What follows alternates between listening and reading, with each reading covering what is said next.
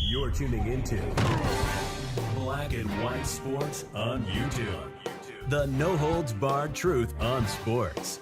The main event starts. All right, Black and White Sports supporters, let's talk about Governor Mike Braun, the Indiana governor, because he is being proactive for Indiana when it comes to the WNBA and the surrounding area in Indiana being able to maximize their money when it comes to the WNBA All Star Game. Of course, that's going to be at the Gainbridge Fieldhouse, where Caitlin Clark has been playing for the Indiana Fever. And, of course, that's why the WNBA is having it in Indiana, is because of Caitlin Clark, right? And he has taken a measure to make sure this is going to help them out in maximizing coming to Indiana.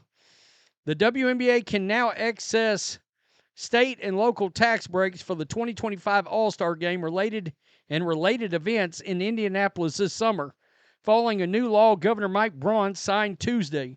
That action will make bringing the event to Indiana Fever star Caitlin Clark's backyard in July cheaper for the WNBA.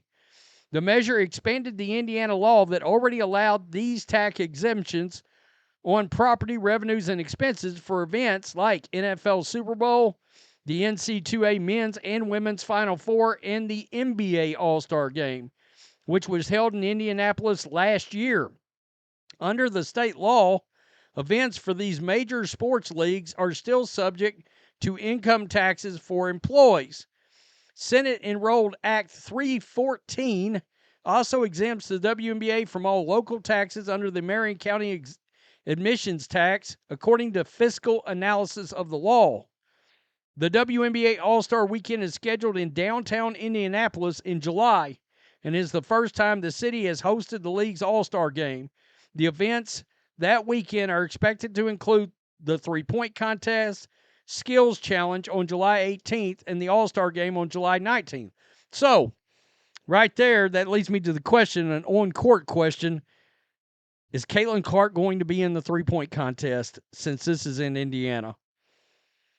And what would the rating be for that if she decided to? There's also something else here we'll take a look at.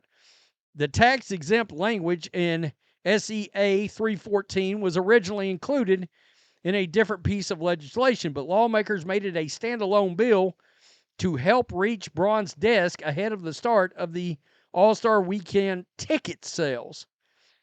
Now, keep in mind, the All-Star Game got 3.5 million viewers last year. It was far and away the highest-rated WNBA All-Star Game ever.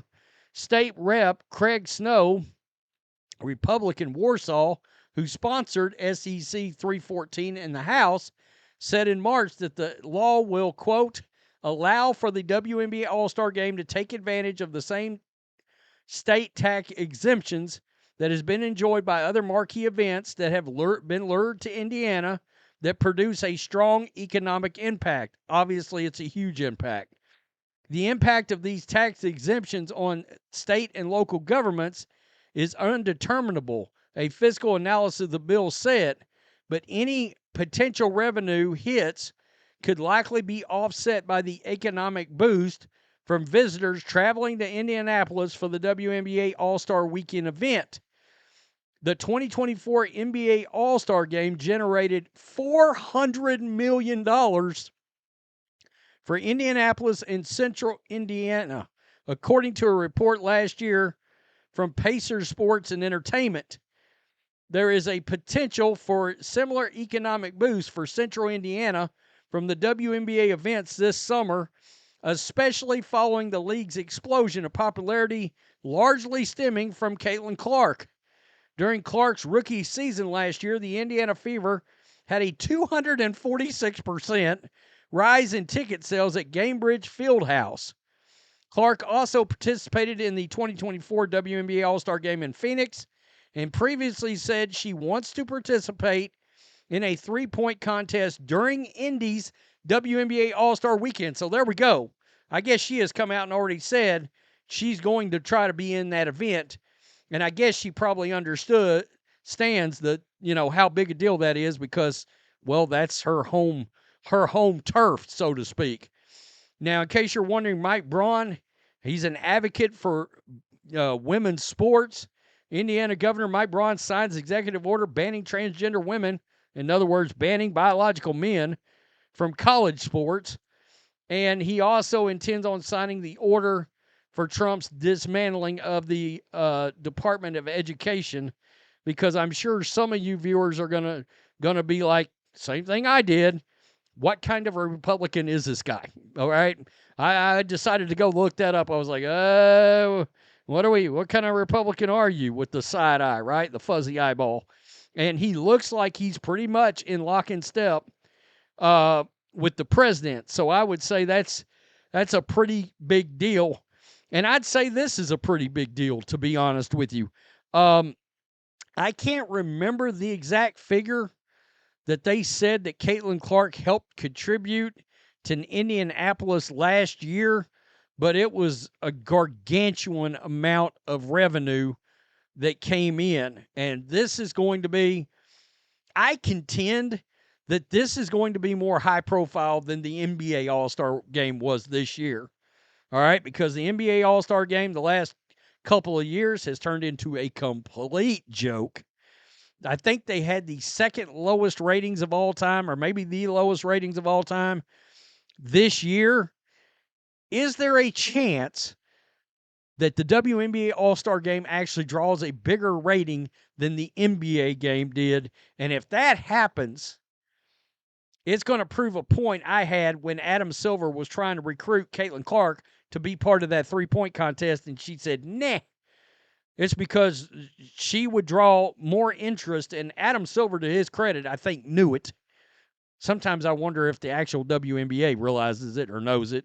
Of course they do, but they're going to pander to a certain section of their original fan base that hates Caitlin Clark.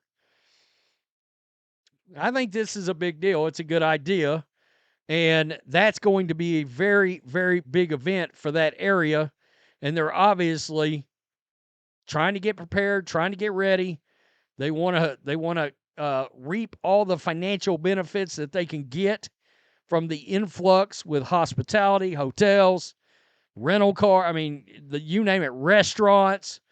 I don't know anything about that area itself where the Gainbridge Fieldhouse is. I think it may be one of those like business districts like they've got set up in other cities now around some of these arenas, where there's a lot of other kind of stuff to do, but I don't know that for sure. I'm sure people from Indiana and from Indianapolis will be able to tell us in the comments section down below. I appreciate you guys watching. Hit subscribe. Punch the like button. Peace 'em out. Till next time. Thanks for watching the show. Be sure to like, comment, and subscribe. Be sure to tune in next time on Black and White Sports.